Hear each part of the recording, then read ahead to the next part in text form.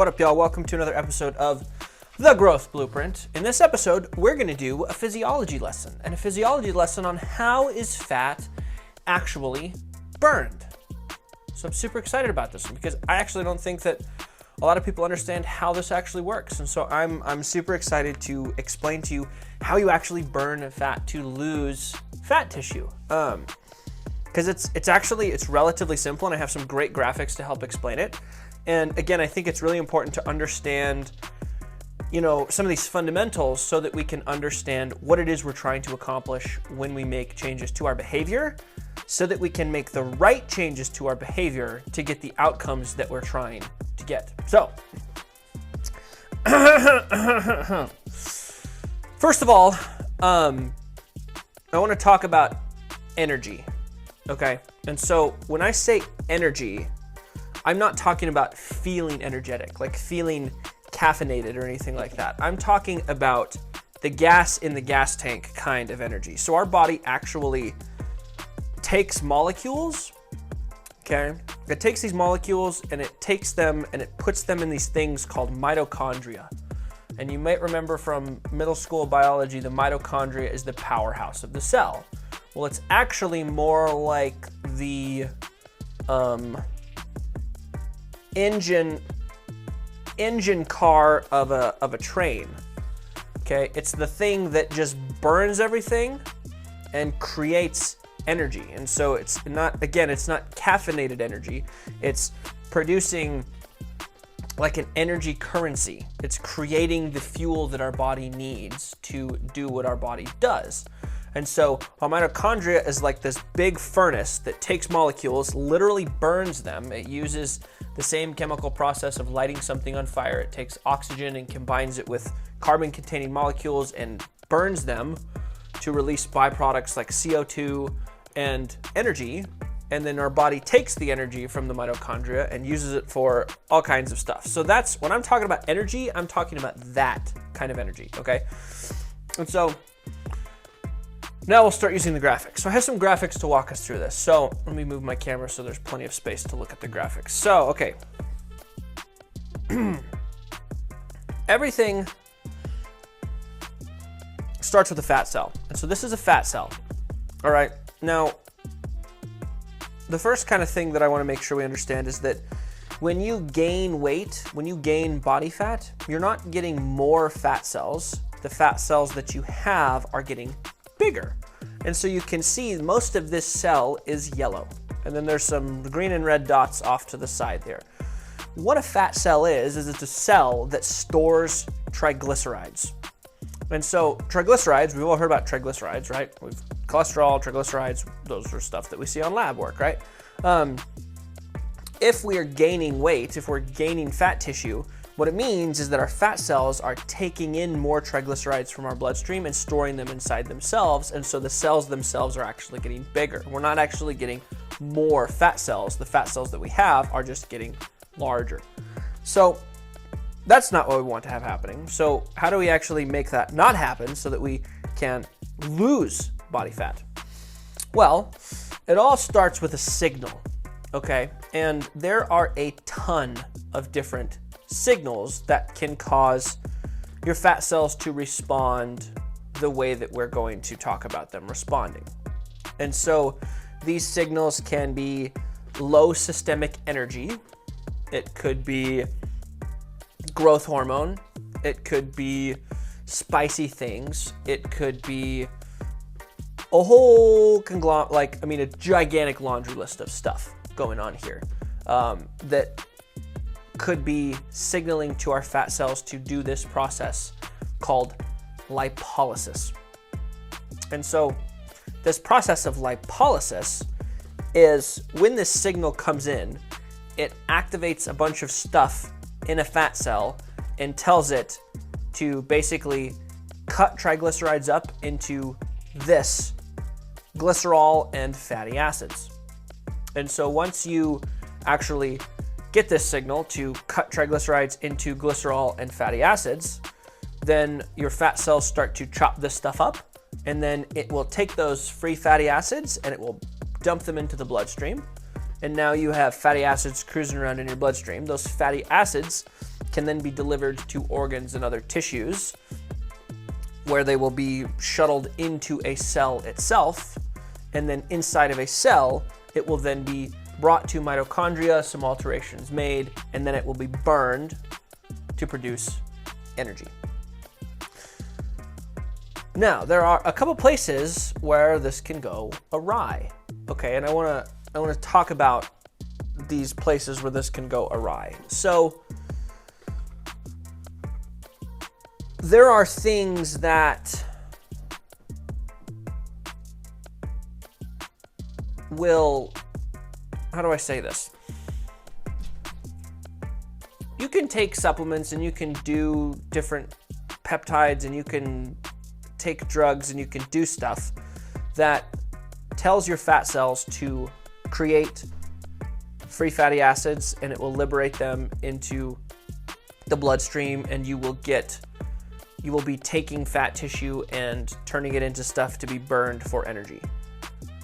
But if you do not need extra energy in the system, then what will happen is those free fatty acids will find their way back to your fat cells, where this process will go backwards.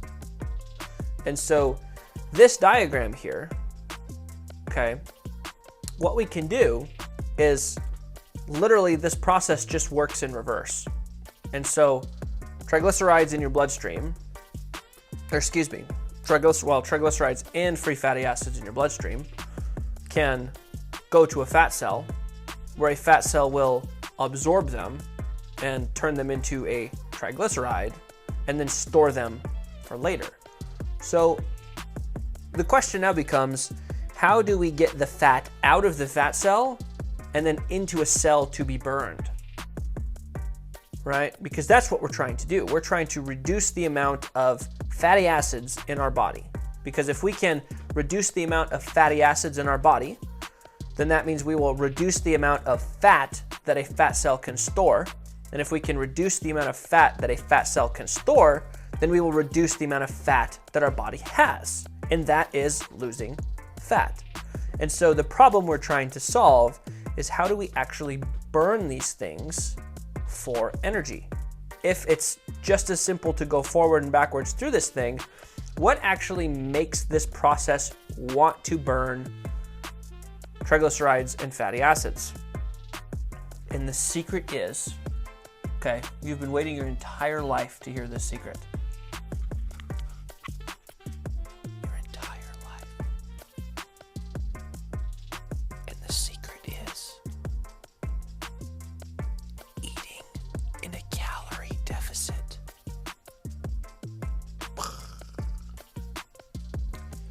So, eating in a calorie deficit, let's talk through this really quick. If we eat in a calorie deficit, our body is going to start sending lots and lots of signals all over the place to inform the different organs and systems and cells and stuff in our body, hey, energy levels are low, right? Low battery, basically.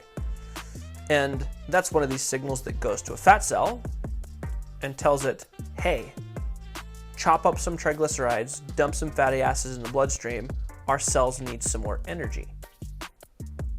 And then this process occurs because systemic energy is low, because we're eating in a calorie deficit.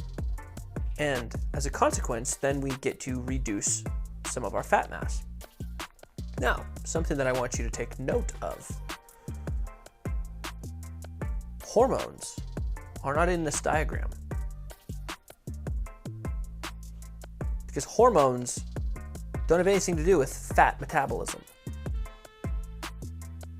Cortisol doesn't have anything to do with fat metabolism. Okay?